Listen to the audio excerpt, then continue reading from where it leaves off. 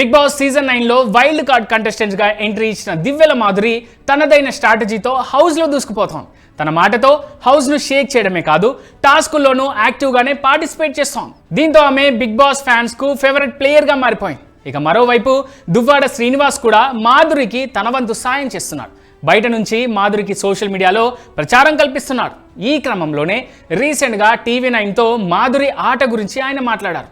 అలా మాట్లాడుతున్న క్రమంలోనే చీరకట్టులో నిండైన తెలుగుదనంతో మాత్రమే మాధురి బిగ్ బాస్లో కనిపిస్తుందని, కంటిన్యూ అవుతుందని శ్రీనివాస్ చెప్పారు. తను ఇదే చెప్పి పంపించా అంటూ చెప్పుకొచ్చారు. అయితే శ్రీనివాస్కి ఇచ్చిన ఈ మాటనే ఇప్పుడు మాధురి దాటేసింది. ఇదే ఇప్పుడు సోషల్ మీడియాలో హాట్ టాపిక్ అవుతాం.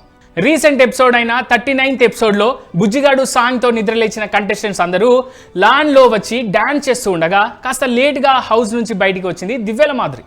అయితే అలా హౌస్ నుంచి బయటికి వచ్చిన ఆమె చీరలో కాకుండా నైట్ సూట్లో కనిపించింది. దీంతో ఈ ఫోటోలను సోషల్ మీడియాలో షేర్ చేసిన కొంతమంది శ్రీనివాస్ను ట్రోల్ చేస్తున్నారు.